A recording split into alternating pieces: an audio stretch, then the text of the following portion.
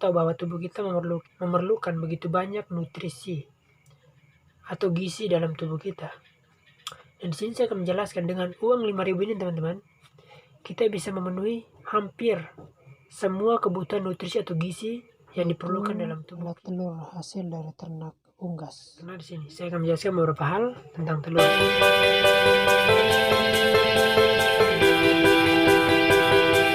Pertama adalah telur sebagai protein hewani terbaik. Kenapa telur disebut sebagai protein hewani terbaik? Karena telur merupakan bahan pangan yang padat gizi dan enak rasanya dan mudah diolah. Selain itu juga harganya yang bisa terbilang relatif murah jika dibandingkan dengan sumber protein lainnya. Telur memiliki komposisi gizi yang lengkap dan telur sendiri baik sekali untuk memenuhi protein hewani yang dibutuhkan oleh balita dan orang dewasa. Telur mempunyai kandungan nutrisi yang lengkap karena telur memiliki hampir semua zat gizi yang diperlukan tubuh kita, teman-teman. Hanya vitamin C saja yang tidak dimiliki oleh telur atau tidak ada pada telur. Yang kedua, kandungan gizi apa saja dalam telur? Yang pertama adalah vitamin B2, di mana vitamin B2 ini yang memiliki banyak manfaat bagi tubuh kita, yaitu salah satunya adalah perkembangan sel darah merah, penglihatan fungsi sistem saraf, dan sehat, nutrisi, antioksida, metabolisme, energi. Kedua adalah vitamin D yang berguna dalam penyerapan kalsium dan fosfor untuk tulang dan gigi yang sehat. Yang ketiga ada vitamin D yang berperan menjaga kesehatan. Yang keempat adalah vitamin B5 mana membantu mengubah makanan menjadi energi dalam tubuh kita. Yang keenam adalah vitamin B12 yang membantu menjaga fungsi sistem kekebalan tubuh dan saraf. Yang ketujuh adalah vitamin A, mana vitamin A ini yang sangat berfungsi untuk menjaga kesehatan mata dan kulit kita, teman-teman. Yang berikut ada zat besi. Zat besi ada yang membantu membawa oksigen ke seluruh jaringan tubuh. Dan yang berikut adalah fosfor untuk tulang dan gigi yang sehat. Yang berikut adalah folat, membantu memproduksi dan memelihara sel-sel baru dalam tubuh kita. Dan yodium. Yodium adalah yang membantu fungsi kognitif dan perkembangan otak. Yang terakhir adalah selium. Selium adalah menjadi antioksidan penting yang dapat mencegah kerusakan radikal bebas pada sel-sel dalam tubuh kita. Yang ketiga adalah berapa butir yang harus dikonsumsi. Berapa butir telur yang harus kita konsumsi? Untuk seorang balita, cukup sehari 1 butir telur, terutama kuning telurnya, setiap hari. Dan untuk orang dewasa dianjurkan 3 butir telur yang harus kita konsumsi. Untuk seorang balita, cukup sehari 1 butir telur, terutama kuning telurnya, untuk setiap hari. Dan untuk orang dewasa dianjurkan 3 butir telur setiap minggu. Dan untuk seorang wanita hamil dan menyusui memerlukan tambahan gizi yang dapat mencukupi dengan makan 2 butir telur setiap hari. Karena sangat baik untuk pertumbuhan janin dan pembentukan ASI atau air susu ibu. Dan teman-teman tidak perlu khawatir atau takut mengkonsumsi telur karena kandungan kolesterol dalam telur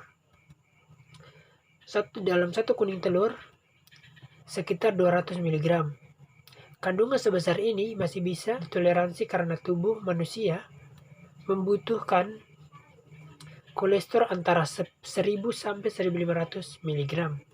Kolesterol ini diperlukan untuk memproduksi vitamin D dan getah lambung, melindungi sel saraf, serta menghasilkan berbagai hormon. Yang keempat adalah fakta apa saja tentang telur. Semua makanan mengandung protein tinggi dan rendah dalam 100 gramnya, tergantung kadar air. Artinya, mengkonsumsi susu sebanyak 100 cc dibandingkan telur ayam 100 gram, tentu saja nilai gizi lebih baik telur ayam. Ini karena susu lebih banyak mengandung kadar air 80% daripada telur. dan susu hanya mengandung protein sekitar 3%. Sedangkan telur sekitar 12%. Dan dibandingkan harga susu 100 cc lebih mahal daripada harga telur 100 gram. Karena itu, telur merupakan sumber protein hewani yang terbaik sekaligus murah, teman-teman. Yang kelima adalah tips memilih telur. Pemilihan telur dengan cangkang atau kulit telur yang bersifat utuh, tidak retak, permukaannya halus, warna kulitnya tidak homogen atau tidak bernoda, bentuknya normal dan tidak berbau.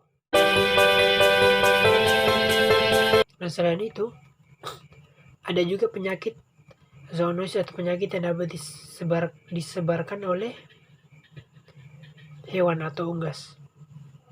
Salah satunya adalah ada beberapa penyakit, yaitu di sini ada 4 yang dapat disebabkan oleh hewan. Yang pertama adalah virus flu burung atau H5N1. Ini sejenis virus yang sangat mematikan. Virus ini bisa menyebar dengan kita berkontak langsung dengan kotoran, cairan dari unggas di udara, daging unggas. Jika kita terkena virus ini, gejalanya mirip seperti sakit flu biasa, dan lama-kelamaan bisa berkembang semakin parah, menjadi gangguan pernafasan berat, dan bisa berakibat fatal.